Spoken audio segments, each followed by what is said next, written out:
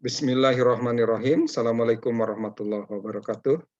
Kita bertemu kembali dalam mata kuliah Manajemen Sumber Daya Manusia ke-1. Kali ini kita akan membahas tentang pemeliharaan karyawan. Bicara tentang pemeliharaan karyawan, tentunya kita harus memahami arti dan pentingnya pemeliharaan. Pemeliharaan merupakan usaha untuk mempertahankan dan meningkatkan kondisi fisik, mental, dan sikap karyawan agar mereka tetap loyal dan bekerja produktif untuk menunjang tercapainya tujuan organisasi atau perusahaan. Pemeliharaan atau maintenance karyawan harus mendapat perhatian para manajer, karena jika tidak diperhatikan, semangat kerja, sikap, dan loyalitas mereka akan menurun, sehingga pengadaan, pengembangan, kompensasi, dan pengintegrasian yang telah dilakukan dengan baik dan biaya yang besar akan kurang berarti untuk menunjang tercapainya tujuan organisasi atau perusahaan. Selanjutnya dipahami bahwa tujuan pemeliharaan karyawan ini untuk meningkatkan produktivitas kerja karyawan, juga meningkatkan disiplin, dan tentunya menurunkan tingkat ketidakhadiran karyawan. Juga bertujuan meningkatkan loyalitas karyawan dan menurunkan turnover karyawan. Selanjutnya memberikan ketenangan, keamanan, dan kesehatan para karyawan. Tujuan pemeliharaan lainnya adalah meningkatkan kesejahteraan karyawan dan keluarganya, serta memperbaiki kondisi fisik, mental, dan sikap para karyawan.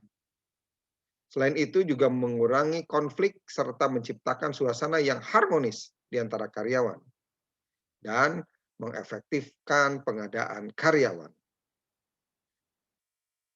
Asas-asas pemeliharaan karyawan. Ada asas manfaat dan efisiensi, di mana di dalamnya pemeliharaan hendaknya meningkatkan prestasi kerja, keamanan, kesehatan, dan loyalitas karyawan dalam mencapai tujuan. Selanjutnya ada asas kebutuhan dan kepuasan, di mana di dalamnya pemeliharaan hendaknya berdasarkan kebutuhan dan kepuasan karyawan itu sendiri.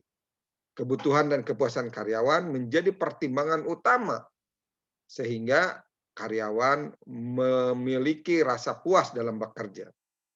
Selanjutnya, asas keadilan dan kelayakan. Bila keadilan dan kelayakan dijadikan landasan, tentunya akan menciptakan ketenangan dan konsentrasi karyawan terhadap tugas-tugasnya, sehingga disiplin, kerjasama, dan semangat kerja akan meningkat. Selanjutnya, asas peraturan legal. Di sini peraturan legal, baik berupa undang-undang, keputusan presiden atau keputusan menteri, harus dijadikan asas agar tidak terjadi konflik dan intervensi serikat buruh dan pemerintah. Selanjutnya, asas kemampuan perusahaan. Tentunya pemeliharaan harus berbasis kemampuan perusahaan itu sendiri. Metode-metode pemeliharaan karyawan. Nah, dari sisi komunikasi, komunikasi yang baik dapat menyelesaikan berbagai masalah dalam perusahaan. Manajemen yang terbuka akan mendukung terciptanya pemeliharaan keamanan dan kesehatan yang baik bagi karyawan. Konflik dapat diselesaikan melalui berbagai musyawarah dan mufakat. Sehingga fungsi komunikasi dalam perusahaan idealnya bersifat instruktif, informatif, influencing, dan juga evaluatif. Artinya bersikap instruksi, menjadi informasi yang jelas dan mempengaruhi serta mampu dievaluasi. Metode yang kedua, insentif. Ya. Dalam pemeliharaan karyawan, insentif yang adil dan layak merupakan daya penggerak yang mampu merangsang terciptanya pemeliharaan karyawan. Karyawan akan merasa dapat perhatian dan pengakuan terhadap berbagai prestasi yang dicapainya, sehingga semangat kerja dan sikap loyalitas karyawan akan jauh lebih baik. Metode yang ketiga, kesejahteraan karyawan. Tentunya kesejahteraan karyawan atau balas jasa pelengkap yang diberikan berdasarkan kebijakan perusahaan mampu menciptakan semangat kerja, ketenangan, disiplin, dan lain-lain, sehingga dapat meningkatkan apa yang disebut produktivitas karyawan. Metode lainnya adalah metode keselamatan dan kesehatan kerja. Program keselamatan dan kesehatan kerja dapat mendukung tercapainya pemeliharaan karyawan karena dapat menimbulkan ketenangan dalam bekerja. Program ini merupakan tindakan kontrol preventif yang tentunya akan mendorong terwujudnya pemeliharaan karyawan yang baik. Lalu metode hubungan industrial Pancasila. Di sini hubungan industrial Pancasila merupakan hubungan antara pelaku dalam proses produksi barang dan jasa, yang di dalamnya ada pekerja, pengusaha, pemerintah, yang tentunya berdasarkan nilai-nilai Pancasila dan Undang-Undang Dasar 1945.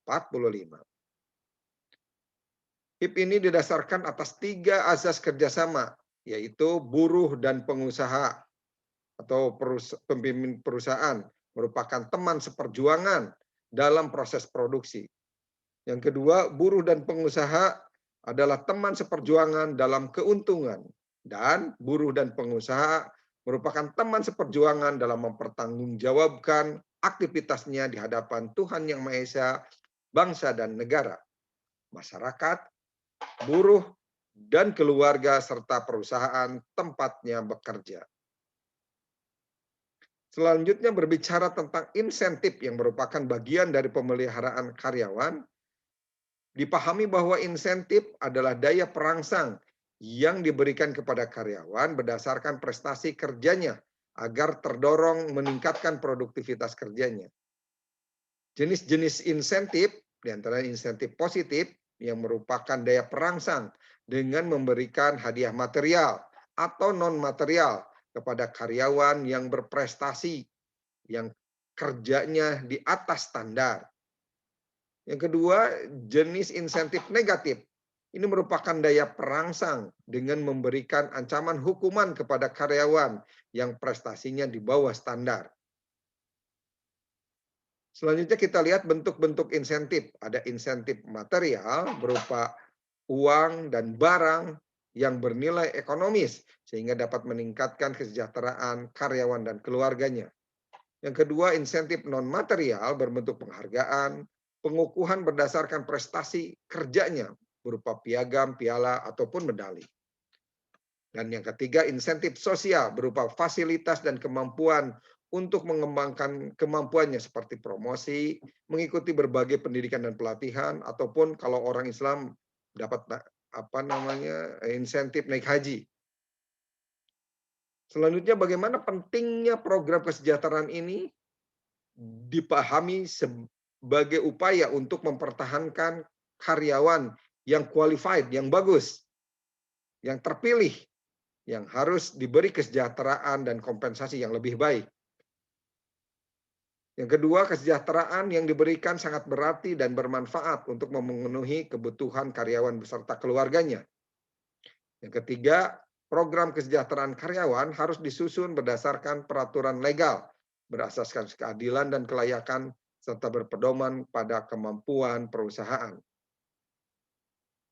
Selanjutnya, tujuan pemberian kesejahteraan, yaitu untuk meningkatkan kesetiaan dan keterikatan karyawan kepada perusahaan, memberikan ketenangan dan pemenuhan kebutuhan bagi karyawan dan keluarganya, memotivasi gairah kerja, disiplin, dan produktivitas kerja karyawan. Lalu juga untuk menurunkan tingkat absensi dan turnover karyawan. Selanjutnya juga menciptakan lingkungan dan suasana kerja yang baik serta nyaman. Dan membantu lancarnya pelaksanaan pekerjaan untuk mencapai tujuan. Selain itu, mampu juga memberikan atau memberi memelihara kesehatan dan meningkatkan kualitas karyawan. Juga mengefektifkan pengadaan karyawan, mengurangi kecelakaan dan kerusakan berbagai peralatan yang ada, meningkatkan status sosial karyawan dan keluarganya. Selanjutnya kita lihat jenis-jenis kesejahteraan karyawan dalam bentuk ekonomis berupa uang pensiun, uang makan, uang lembur, dan uang transportasi serta uang tambahan lainnya, misalkan Lebaran atau Natal. Juga bonus atau gratifikasi disertai dengan uang duka atau kematian jika ada yang meninggal. Lalu juga ada uang pengobatan, pakaian dinas, dan lain-lain.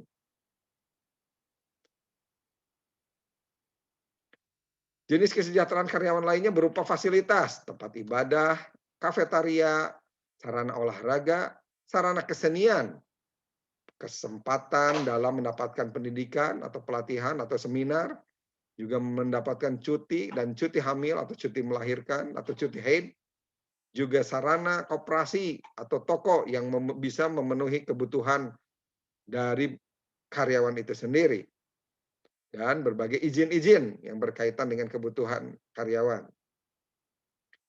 Selanjutnya, jenis yang lainnya adalah berbentuk pelayanan.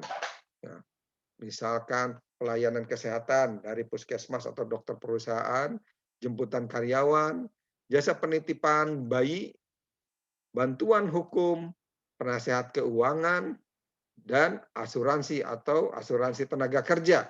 Juga bisa berupa pelayanan kredit rumah, dan lain sebagainya.